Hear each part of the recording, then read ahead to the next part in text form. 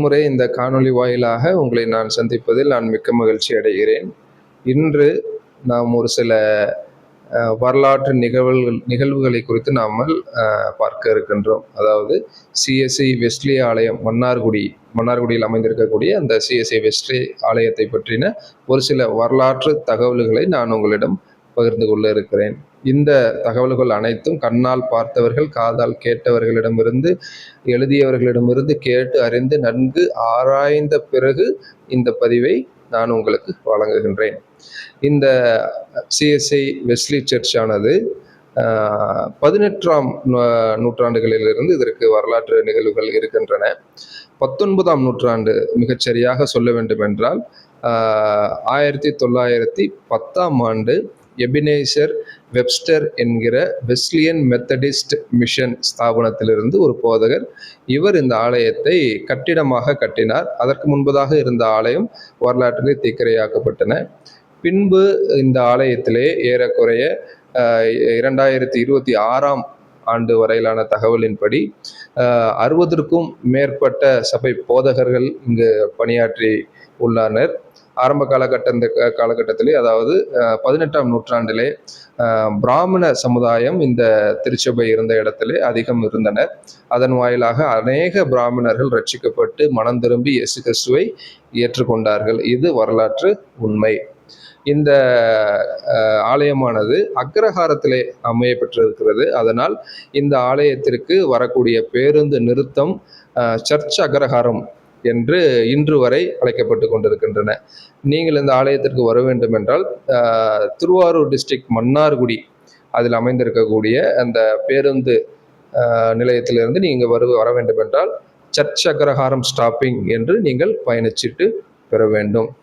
இந்த ஆலயத்தை சுற்றி இருந்த அனைவரும் பிராமணர்கள் என்றபடியினால் இந்த ஆலயத்திலே ஒவ்வொரு வருடமும் பரிசுத்த வாரத்திலே, அதாவது ஹோலி வீக் என்பார்கள் ஆங்கிலத்திலே, அந்த பரிசுத்த வாரத்திலே ரட்சண்ய யாத்ரீகம் என்ற பாடல் பாடப்படுகின்றன.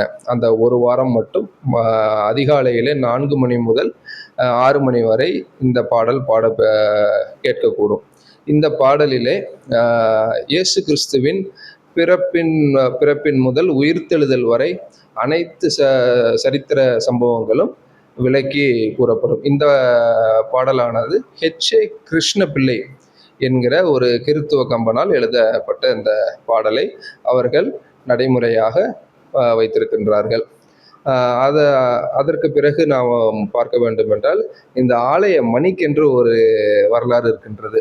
இந்த ஆலய மணியானது அந்த ஆலய மணியை ஏற்றி கொடுத்த அந்த குடும்பத்தினர் இன்றும் 2026 காலகட்டங்களில் நான் இந்த பதிவை பதிவிடுகிறேன். இப்பொழுது வரை அந்த வம்சாவளியினர், அந்த குடும்பத்தினர் இந்த ஆலயத்திலே அங்கத்தினராக இருக்கின்றார்கள் என்பதில் நான் மிகவும் மகிழ்ச்சி அடைகிறேன். கிளெமெண்ட் பால் சிங் என்கிறவரின் தகப்பனார் C.J. டேனியல் என்பவர் தான் இந்த ஆலய மணியை உப்பருகே எடுத்து சென்றவர். அதாவது ஒரு ரேம்ப் அமைத்து ஆலயத்தின் உப்பருகே எடுத்து சென்றவர் அந்த C.J. டேனியல் என்ற நபர்.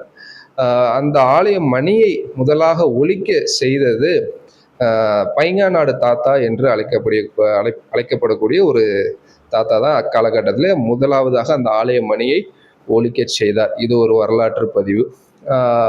பிறகு இந்த ஆலயமானது மிகவும் வசதி வாய்ப்பு, பொருளாதாரம் அதிகம் இருக்கக்கூடிய ஒரு திருச்சபை ஆகும். அதுக்கு ஒரு காரணம் சொல்லணும் அப்படின்னா, இந்த திருச்சபையிலே ரெட்டை மாட்டு வண்டி கட்டி வந்தவங்க இருக்கிறாங்க, ஒத்த மாட்டு வண்டி கட்டி வந்தவங்க இருக்கிறாங்க, ரெட்டை குதிரை பூட்டின வண்டியில் வந்தவங்க இருக்கிறாங்க, ஒத்த குதிரை பூட்டின வண்டியில் வந்தவங்க இருக்கிறாங்க, ஜக்கா வண்டின்னு சொல்லுவாங்க, அந்த வண்டியில் வந்தவங்க இருக்கிறாங்க.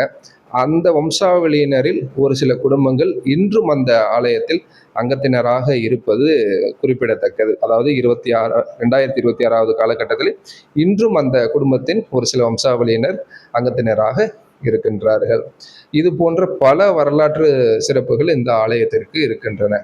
அதாவது குறிப்பிட்டு சொல்ல வேண்டும் என்றால் 1952 முதல் 1958ஆம் ஆண்டு பணியாற்றிய ரெவரண்ட் KGS துரைராஜ் அவர்கள் காலகட்டத்திலே தான் கருப்பு கிளார் என்ற ஒரு திருச்சபை அங்கு ஆரம்பிக்கப்பட்டது. அதே போல அந்த காலகட்டத்தில் முதல் முறையாக ஆலயத்திலே ஸ்தோத்திர பண்டிகையின் காணிக்கை 1000ஆக எட்டியது. அது ஒரு வரலாற்று பதிவு. ஏன் இதை நான் கூறுகிறேன் என்றால், அந்த அக்காலகட்டத்திலே 1 அணா 2 அணா அந்த மாதிரி இருந்த காலகட்டம். நான் சொல்வது 1950 காலகட்டங்களிலே. அப்பொழுது ஒரு ஆலயத்தின் வருமானம் ஸ்தோத்திர பண்டிகையிலே 1000 ரூபாயாக, இந்திய ரூபாயில் 1000 ரூபாயாக எட்டியது வரலாற்று ஒரு குறிப்பிடத்தக்க ஒரு நிகழ்வு. இது போல பல வரலாறுகள் இந்த திருச்சபைக்கு உள்ளன. மெத்தடிஸ்ட் மிஷன் மூலியமாக தொடங்கப்பட்ட இந்த ஊழியமானது, அதற்கு மெத்தடிஸ்ட் மிஷனுக்கு என்று ஒரு சில சட்டத்திட்டங்கள் இருக்கின்றன. ஆனால் இந்த திருச்சபையிலே கிராஸ் பேரர் ஒருவர் இருக்கின்றார். அதாவது ப்ரொசஷன்லே கிராஸ் எடுத்துட்டு வரக்கூடிய பழக்கம் மெத்தடிஸ்ட் மிஷன்லே கிடையாது. ஆனால் இந்த ஆலயத்திலே பிரத்யேகமாக சிலுவை தூக்கி ப்ரொசஷன் நடந்து வரக்கூடிய ஒரு நிகழ்வுகளும் அவ்வப்போது நடப்பதுண்டு. அதே போல் கொயர் டீம், மெத்தடிஸ்ட் மிஷனிலே இப்போ கொயர் டீம் பெரும்பாலும் நீங்கள் பார்த்துருக்க வாய்ப்பில்லை. ஆனால் இந்த ஆலயத்திலே பாடகர் குழு, கொயர் டீம் செப்பரேட்டாக இருக்கின்றது. அது ஒரு முன்னேற்றத்திற்கான ஒரு வழி என்று கூட நாம் சொல்லலாம். அதாவது காலத்திற்கேற்ப, ஊழியத்துக்கேற்ப தன்னை வளைந்து கொடுத்து இந்த ஊழியத்தை நிலைநாட்டிய திருச்சபை என்றால் அது வெஸ்லியன் மெத்தடிஸ்ட் திருச்சபைகள் நிச்சயமாக நாம் சொல்லலாம். இந்த மன்னார்குடியில் அமைந்திருக்கக்கூடிய இந்த சிஎஸ்ஐ வெஸ்லி திருச்சபை 100ஆண்டு விழா காலகட்டத்திலே தான் சிஎஸ்ஐ வெஸ்லி சர்ச் என்று பெயர் பெற்றது.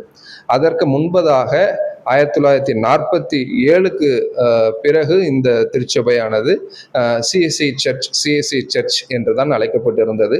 1947க்கு முன்பதாக இந்த திருச்சபை அக்ரஹார சர்ச் என்று அழைக்கப்பட்டது. அதற்கு முன்பதாக இந்த சர்ச் அக்ரஹார கோயில் என்றே தமிழிலே அழைக்கப்பட்டதை கூட நாங்கள் விசாரித்திருக்கின்றோம். இந்த திருச்சபை மன்னார்குடிக்கு மன்னார்குடி என்று பெயர் வருவதற்கு முன்பதாக இந்த திருச்சபை இங்கு உருப்பெற்றது என்பதை நான் இங்கு பதிவு செய்து கொள்ள விரும்புகிறேன். மன்னார்குடி அமைந்திருக்கக்கூடிய இந்த திருச்சபை மன்னார்குடிக்கு மன்னார்குடி என்று பெயர் வருவதற்கு முன்பதாக உருவெடுத்த ஒரு ஸ்தாபனமாகும். இதற்கு முன்பதாக மன்னார்குடிக்கு பல பெயர்கள் உண்டு. சதுர்வேதி மங்கலம், செண்பகாரண்யம், புஷ்பவள நாடு, இது போல பல பெயர்கள் இந்த மன்னார்குடிக்கு வரலாறு நடுக இருந்திருக்கிறது. இது குறிப்பிடத்தக்க ஒரு வரலாற்று நிகழ்வு. அதே போல இந்த திருச்சபையிலே முதலாக வாலிபர் ஐக்கிய சங்கம் ஆரம்பிக்கப்பட்ட காலகட்டம் எது என்றால் 1953ஆம் வருடம் ரெவரண்ட் கேஜிஎஸ் துரைராஜ் அவர்களின் இல்லத்தில் தான் ஆரம்பிக்கப்பட்டது என்பது ஒரு வரலாற்று நிகழ்வு. இதுவும் குறிப்பிடத்தக்க நிகழ்வு. அதே போல 1949ஆம் ஆண்டு டாக்டர் எலியாஸ் டேனியல் அவர்களின் உறவினரான ஜேன் மோசஸ் அவர்களால் பெண்கள் ஐக்கிய சங்கம் இந்த திருச்சபையிலே ஆரம்பிக்கப்பட்டது.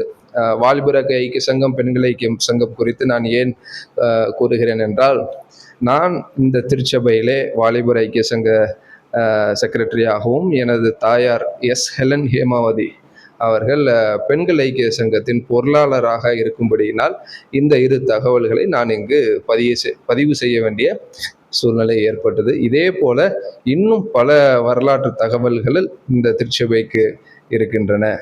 பல வரலாறுகள் இந்த திருச்சபையில் இருக்கின்றன. இதே போல உங்களுக்கு ஏதேனும் இந்த திருச்சபையை குறித்த வரலாறு தெரிந்திருந்தால் கமெண்ட் செக்ஷனில் கமெண்ட் இடவும்.